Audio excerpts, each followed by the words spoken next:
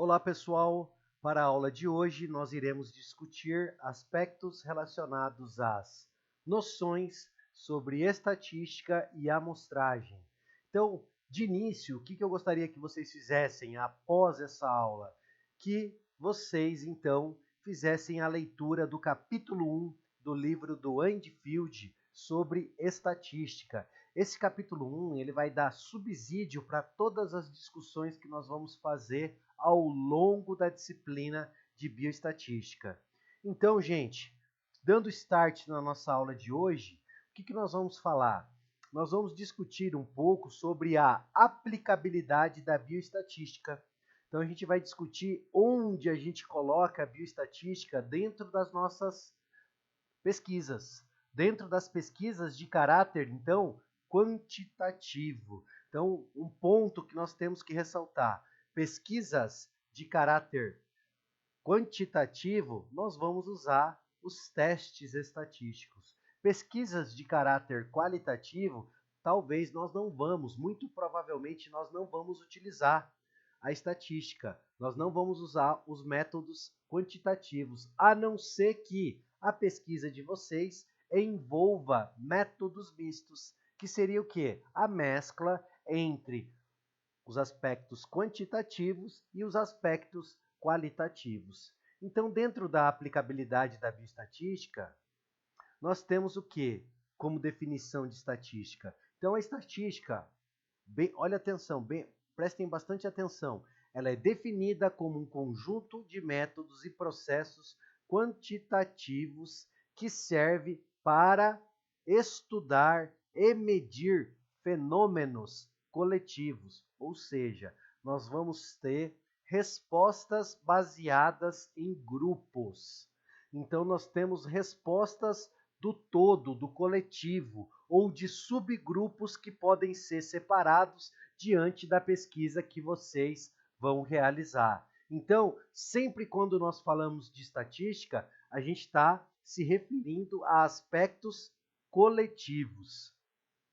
E agora, um aspecto interessante dentro da estatística é que a gente tem que pensar, antes da análise final, antes da gente publicar os nossos dados, nós precisamos planejar, nós precisamos organizar o nosso projeto de pesquisa. Então, dentro desse planejamento, dentro dessa organização do nosso projeto de pesquisa, a gente tem que delinear o tipo de estudo, que foi o que vocês viram nas aulas anteriores. Se é o estudo, por exemplo, é um ensaio clínico, se é um estudo transversal, se é um estudo retrospectivo, se é um estudo observacional. Então, a gente tem que entender qual que é o delineamento do estudo. E a partir desse entendimento, qual que é a segunda etapa que a gente vai se preocupar? Em calcular o tamanho da amostra. Por que nós precisamos calcular o tamanho da amostra? Porque se a gente não fizer isso, os nossos achados eles podem não ser representativos em nível populacional, ou eles podem apresentar dessa forma um falso positivo ou um falso negativo. Então, nós precisamos organizar esse cálculo da amostra, bem como o protocolo da nossa pesquisa, que baseado no protocolo da nossa pesquisa, da forma como nós vamos analisar essa pesquisa, nós vamos também fazer a junção dentro dos objetivos da pesquisa e alinhar a seção estatística aos objetivos da pesquisa. Então, se vocês têm lá, por exemplo, 3 objetivos específicos, vocês vão ver que vocês terão que organizar esses objetivos específicos dentro da seção estatística e verificar se eles estão se conversando, porque os objetivos e a seção estatística, elas precisam se conversar. E elas precisam se conversar muito adequadamente. Porque se a gente não organizar esse ponto, o que vai acontecer subsequentemente? A nossa análise de dados ela vai ser falha. E, consequentemente, se a nossa análise de dados for falha, a apresentação e a interpretação dos nossos resultados não vai ser adequada. Consequentemente, nós vamos ter muita dificuldade de publicar o nosso artigo, o nosso trabalho, ou a dissertação de mestrado de vocês. Então, pontos fundamentais dentro de um planejamento antes da gente chegar na análise dos dados. Olhar para o tipo de estudo, calcular o tamanho da amostra, isso a gente vai aprender durante a disciplina, e pensar no protocolo da pesquisa, considerando os objetivos específicos dessa pesquisa, para, subsequentemente, fazer o quê? Realizar a análise dos dados e apresentar. E bem como, um ponto importantíssimo, aprender a interpretar esses achados. E como nós vamos apresentar eles? Nós temos formas para apresentar esses dados, para subsequentemente publicar o nosso trabalho. Então, aqui dando continuidade, como que nós podemos apresentar os nossos dados? Tá? Aqui eu vou dar algumas opções para vocês, que envolve o quê? A estatística descritiva. Sempre quando nós falamos de estatística descritiva, nós não estamos comentando sobre os testes estatísticos. A gente está comentando em como nós podemos apresentar de forma mais visual e adequada os nossos achados da nossa pesquisa. Então, como que nós podemos apresentar esses dados? Então, quando a gente fala de dados numéricos, então, dados numéricos, aqui eu tenho nessa tabela a junção de dados numéricos com texto. Geralmente, quando nós usamos dados numéricos, a gente faz a exposição desses dados em tabelas. Então, a tabela difere, por exemplo, do quadro. Por quê? Porque o quadro ele já é fechado. A tabela ela não é fechada lateralmente. Então, de acordo com os livros base de estatística ou de metodologia da pesquisa, como Rocha, por exemplo, o que ele prega? Ele prega que quando a gente vai apresentar os dados numéricos, é interessante que a gente use, então, tabelas. E quando nós vamos apresentar dados em forma de texto, que nós façamos o uso de quadros, tá? E como aqui existe uma mescla, eu optei em deixar dessa forma, então, o texto e os dados numéricos em forma de tabela. Então, por que a gente vai colocar nossos dados em forma de tabela? Porque a gente vai simplificar os nossos achados. A gente não pode colocar variável por variável, de indivíduo por indivíduo, descrito em uma tabela. Se a gente está, por exemplo, trabalhando com dados populacionais. Porque os estudos populacionais são estudos que envolvem muitas vezes centenas ou milhares de pessoas. Então, como que a gente vai apresentar esses dados? É o que eu vou falar nas próximas aulas. Então, uma das maneiras da gente apresentar esses dados é resumir esses dados. Então, quando a gente fala de resumir os dados, nós podemos utilizar a média como parâmetro de medida de tendência central e o desvio padrão como medida de variabilidade. Mas não se preocupem com isso ainda, porque a gente vai falar esse ponto na próxima aula com vocês. Agora, eu só venho apresentar alguns pontos de como a gente pode deixar mais visual a nossa apresentação dos nossos achados.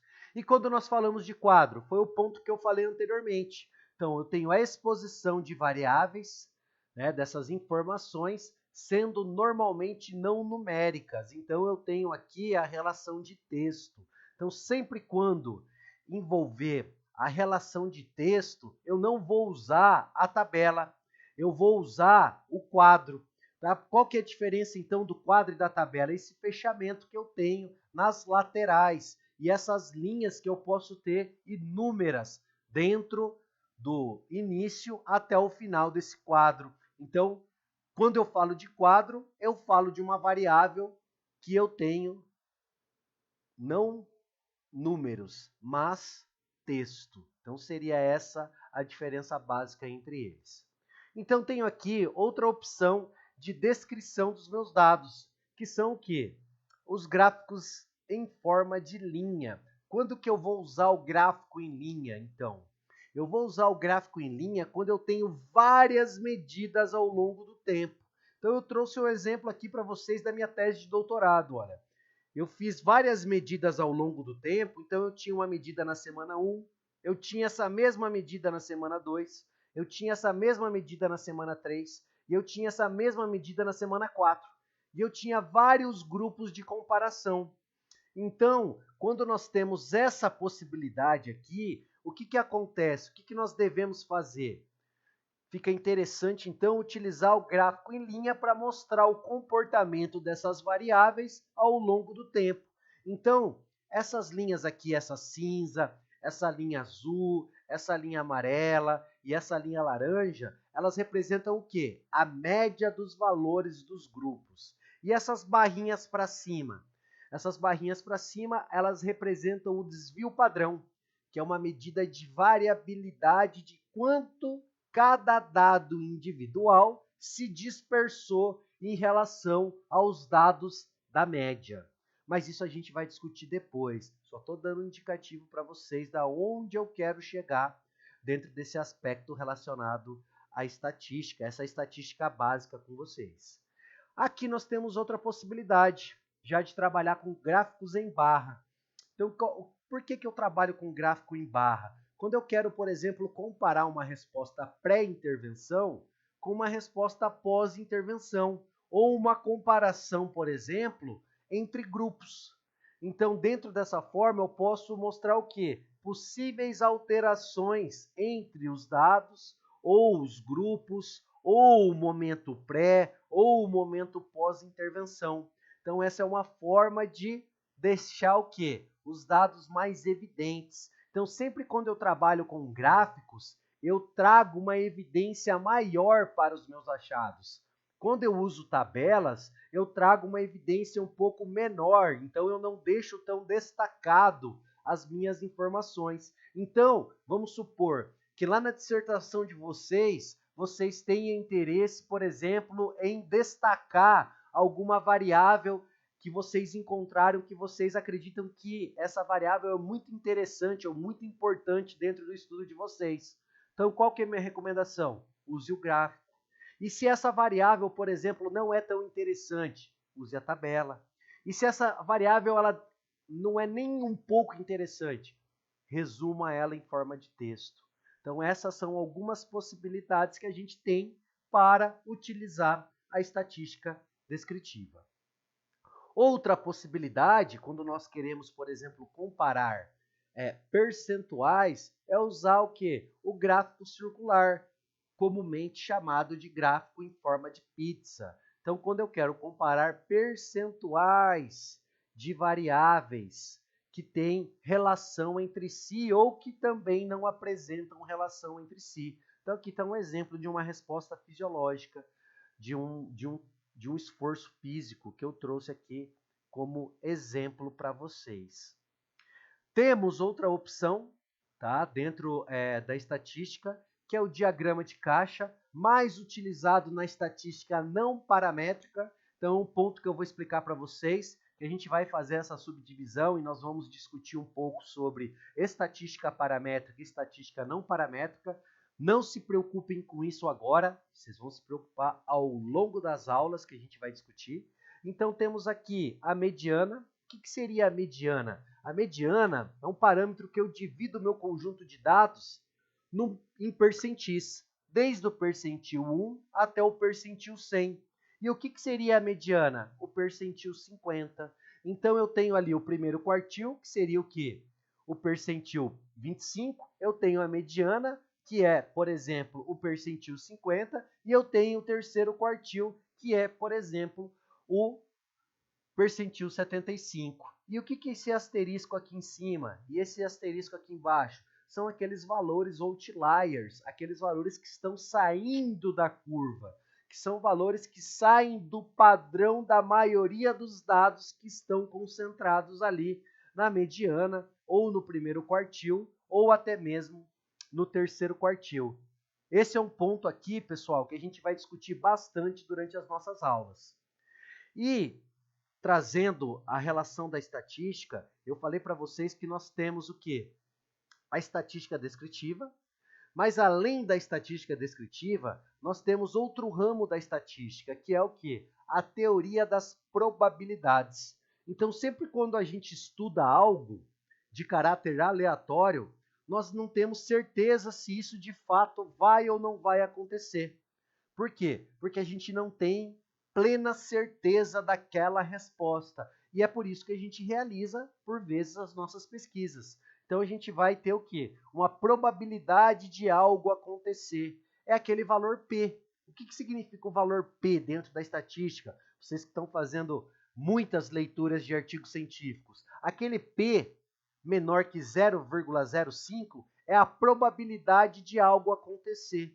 Então, sempre quando a gente fala do valor P, a gente se refere à probabilidade que algo quantitativo pode ou não pode acontecer. A gente vai investir mais nesse ponto também. Esse é só o início, pessoal. E temos aqui então um exemplo. Olha lá. Qual a garantia que temos do fabricante de um dos pneus do meu carro que ele não vai estourar durante uma viagem? Então eu vou fazer o quê? Eu vou fazer uma análise.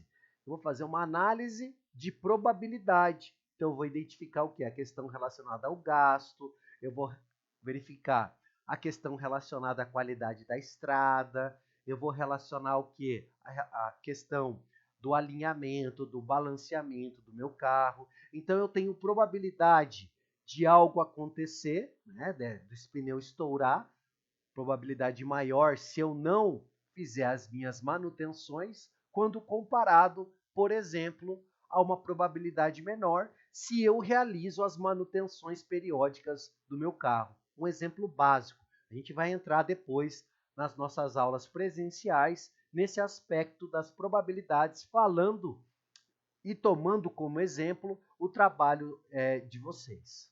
Então vamos lá, falar sobre inferência estatística, que é o terceiro ramo. O primeiro ramo é a estatística básica, que é a estatística descritiva. O segundo ramo, então, é a teoria das probabilidades. E o terceiro é inferência estatística. O que seria inferência estatística? Seria a relação de utilização dos testes estatísticos. Então, olha aqui o que o Rocha traz como parâmetro. Formulação de julgamentos sobre um todo, então uma população, a partir da análise, então, a partir de uma análise de uma parte dessa população.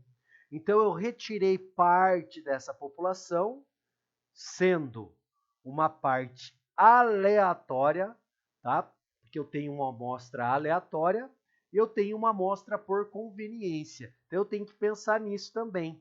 Quando eu tenho uma amostra aleatória, ou seja, eu faço uma aleatorização, uma randomização da minha amostra, essa amostra ela tende a ser mais homogênea, ela tende a ser mais confiável. E quando eu, por exemplo, eu pego uma parcela e escolho essa parcela da amostra, vamos supor, eu tenho um grupo de pessoas, eu quero avaliar aquele grupo de pessoas, porque aquele grupo de pessoas é mais fácil de eu avaliar. Então eu tenho uma amostra por conveniência. E por vezes essas amostras por conveniência, elas não representam a população. E consequentemente eu não posso fazer o quê? Extrapolar as minhas inferências. Eu não posso dizer, por exemplo, que todos os idosos que estão em determinada casa de repouso vão apresentar uma qualidade de vida pior quando comparado aos idosos que estão com seus familiares. Mas vamos supor que eu escolhi um lar que não trata bem esses idosos. Aí eu tenho essa resposta negativa. Mas será que eu posso fazer essa inferência para todo mundo? Será que não existe nenhum lar que trata bem os idosos? Foi o primeiro exemplo que me veio à cabeça. Entendeu, pessoal? Então a gente pegou uma amostra que foi uma amostra por conveniência. Então, quando nós trabalhamos com amostras por conveniência, o nível de evidência cai. Então, eu tenho um problema de viés de pesquisa. Então, eu preciso pensar nisso, tá? Então, um ponto importante é aleatorizar a minha amostra. Porque quando eu faço essa aleatorização, eu diminuo a minha margem de erro. Problemas, né? Então vamos falar um pouquinho de problemas de fazer julgamentos equivocados. O que seria isso? Então, quando a gente tem aqui algumas situações, né? Quando nós, por exemplo, realizamos algumas análises estatísticas sem considerar o teste específico para determinada necessidade. Então, eu tenho aqui o mundo real, né? Tenho uma ponte com uma excelente aderência, e dentro desse mundo real, com essa ponte com excelente aderência, eu tenho o teste estatístico certo, que foi utilizado para deixar essa ponte segura. Mas, por vezes, por desconhecimento, o que acontece? A gente pode trocar o teste que a gente deveria fazer. Então, quando a gente troca o teste, escolhe o teste errado, o nosso estudo, trazendo como exemplo, fazendo a analogia a essa ponte, o que acontece? Ela apresenta uma aderência pobre. Então, quando eu escolho um teste estatístico errado, ou um teste estatístico parcialmente errado, a minha ponte ela tem uma aderência pobre e eu não posso confiar plenamente nos meus achados. O mesmo eu digo em relação à aderência moderada. Então, se eu escolho um teste, mas eu não uso todos os pressupostos que o teste exige, o que vai acontecer? Eu posso errar também na minha análise. Então, eu preciso seguir todos os pontos, todos os passos que a estatística me cobra para o meu teste ter, o meu estudo apresentar, então, uma boa aderência. Vamos supor, antes de eu começar um estudo, eu preciso conferir se os meus dados são paramétricos ou não paramétricos.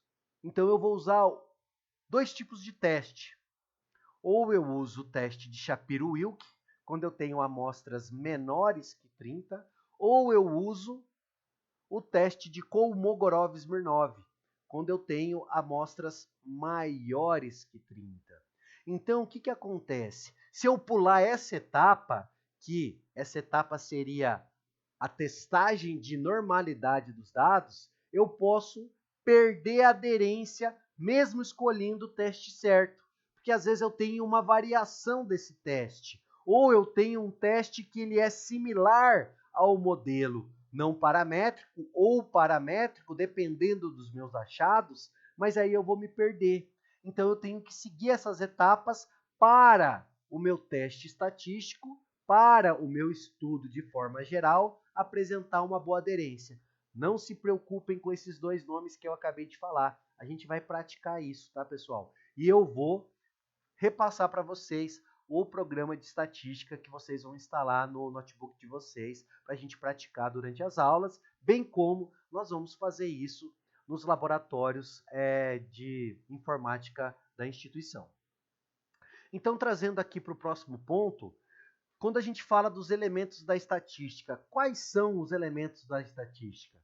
Quais são as variáveis? As nossas variáveis são os dados.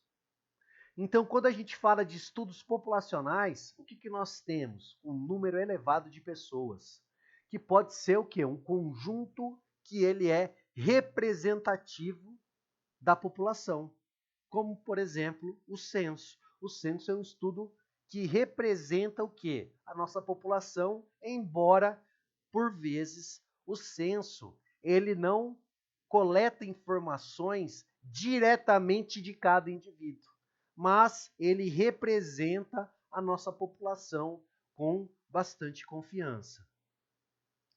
E quando nós falamos de estudos amostrais, qual que é a diferença dos estudos amostrais para os estudos populacionais? Os estudos amostrais, eles têm o quê? Um número reduzido.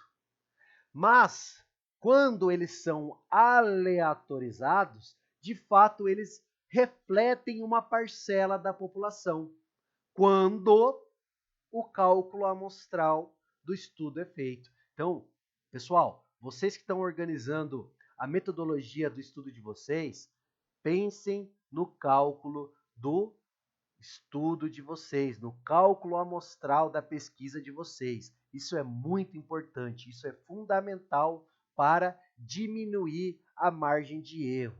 Então, quanto maior o número, quanto maior o número de participantes da nossa pesquisa, menor será o quê? A probabilidade da gente encontrar erros. Porque na estatística nós temos dois tipos de erro, que eu vou falar para vocês lá na frente, que é o erro do tipo 1 e o erro do tipo 2, mas eu não vou detalhar eles hoje, eu vou detalhar nas próximas aulas. E, dando continuidade, as variáveis elas podem apresentar diferentes classificações. Dentro da própria estatística, as nossas variáveis elas podem ser consideradas como qualitativas.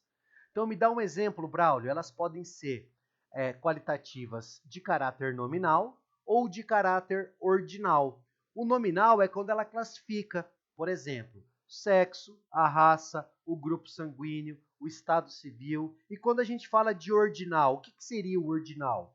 Classificar a classe social, a escolaridade, o estágio da doença. E eu vou trazer alguns exemplos para vocês sobre esses aspectos. Vamos lá? E antes de eu trazer esse exemplo, a gente vai falar das variáveis consideradas como numéricas, que são as variáveis quantitativas. Elas podem ser caracterizadas como variáveis discretas, que envolve o quê? A contagem. Ó. Então, quantos filhos você tem, quantos alunos tem numa escola, quantos alunos tem no programa de pós-graduação em promoção da saúde. E elas podem ser de mensuração, que são variáveis contínuas. Quantos quilos o indivíduo tem, quanto ele tem de estatura, quanto que ele tem de glicose, qual que é a glicemia dele em repouso. Então, é uma variável de mensuração. Então, eu tenho duas distinções aqui frente às variáveis quantitativas. Eu tenho a contagem, que ela vai se basear em números, e eu tenho a mensuração, que ela vai se basear dentro de um aspecto de uma medida, que também vai ser um número, mas ela é uma medida. E aqui, olha a diferença entre elas. Eu tenho uma variável numérica, quantitativa, então eu trouxe para vocês como exemplo o índice de massa corporal, o índice de massa corporal de 25, e o que significa isso? Quando eu levo para o categórico, para o qualitativo. O IMC de 25, ele vai representar o quê? Sobrepeso. Então eu tenho duas possibilidades de classificação das variáveis, uma dentro do espectro quantitativo e o outro dentro do espectro qualitativo. Então, tenho essas duas opções. Dando continuidade, quando a gente fala, então, dos estudos quantitativos, a gente pode trabalhar com estudos quantitativos em nível populacional ou em nível amostral. Mas nós precisamos ter atenção frente a alguns aspectos que eu vou explicar para vocês logo a seguir. Então, falando de população, tá? O que nós temos como população? Um conjunto de elementos, como, por exemplo, pessoas, animais, objetos ou outros itens que têm características em comum. Tá? Então, um conjunto que apresenta um N, um número elevado, quando eu falo de estudos populacionais. E aqui, dentro dos estudos populacionais, o que nós temos? Ó, a população-alvo. O que seria essa população-alvo? O conjunto maior de elementos que nós desejamos generalizar. Por exemplo, mulheres obesas de Maringá. E o que seria a população do estudo? Um subconjunto delas. Então, ó, subconjunto. População-alvo disponível para a condução do estudo. Então, qual que seria essa população-alvo disponível para a condução do estudo? Então, temos aqui o exemplo que eu trouxe. Mulheres obesas atendidas na UBS Aclimação entre os meses de janeiro até setembro de 2018, de 2019, de 2020, de 2021, enfim, eu tenho que colocar um período, eu tenho que fechar um espaço, então, durante o tempo. Então, isso é a minha população de estudo. Por quê? Por que eu tenho que fazer essa organização da minha população de estudo? Porque eu não vou conseguir recrutar e coletar as informações de todas as mulheres obesas de Maringá. É um número muito grande. Então eu tenho que fechar esse subconjunto da população-alvo para que eu consiga coletar e dentro dessa coleta que eu possa posteriormente fazer o quê? Uma inferência sobre a relação das mulheres obesas dentro do município de Maringá. Exemplos de estudos que vão ser conduzidos pelos mestrandos. Então, isso eu vou discutir na prática com vocês e vou contextualizar na próxima aula esse aspecto com vocês. O que a gente tem que pensar, então, dentro da nossa população-alvo? Qual que é a nossa população de estudo? E dentro desse ponto, pessoal, nós temos que ter atenção a dois aspectos fundamentais, lá na metodologia de vocês também, que são os critérios de seleção dessas pessoas. Então, eu preciso pensar nos critérios de inclusão e preciso pensar nos critérios de exclusão. Eu não posso deixar isso aberto, porque se eu falar de mulheres obesas em Maringá e se eu não fechar a faixa etária, vai ficar muito genérico, vai ficar muito amplo, então eu tenho que fechar a faixa etária, eu tenho que fechar o quê? Por vezes, a condição social, eu tenho que colocar como critério de exclusão alguns elementos que podem me gerar confusão, por exemplo, mulheres que já estão em tratamento, mulheres, por exemplo, que têm alguma doença que pode afetar e prejudicar mais a relação sobre a obesidade. Então, eu tenho que colocar os critérios de inclusão e os critérios de exclusão para eu ter um parâmetro mais preciso, mais homogêneo. Quando eu não tenho critério de seleção, a minha amostra fica muito heterogênea. E quando a minha amostra fica muito heterogênea, o que eu preciso fazer com ela? Ampliar ela. E quando eu tenho uma amostra mais homogênea, o que eu vou fazer? Eu tenho um número menor de participantes dentro do meu estudo. Então, outra situação que a gente vai discutir na prática com leitura de artigos e eu vou trazer exemplos práticos nesse sentido para vocês. Então, pontos aqui. População de estudo. Quais são os critérios de inclusão? Então, o que seriam os critérios de inclusão, conforme eu havia comentado? Definem as características principais da população do estudo. Então, é o que eu quero. E o de exclusão? O que pode me levar a confundir os meus dados, ou que podem gerar fatores de confusão. Então, esses são os critérios de exclusão. Então, olha lá, dados não confiáveis, os vieses, então são aqueles fatores de confusão, os efeitos colaterais. Vamos supor que eu quero tratar a hipertensão no grupo de mulheres. Essas mulheres são pré-hipertensas, mas parte dessas mulheres já estão sendo medicadas. Parte não está sendo medicada. E aí? Como que eu vou resolver isso? Será que eu vou ter parâmetros palpáveis, parâmetros precisos que eu possa confiar? Então, outra questão que eu preciso pensar a respeito. Ou aspectos não éticos. Tá? Então, quando não está dentro da ética, das resoluções publicadas pelo Ministério da Saúde. Então, eu tenho que cuidar em relação a esse aspecto também.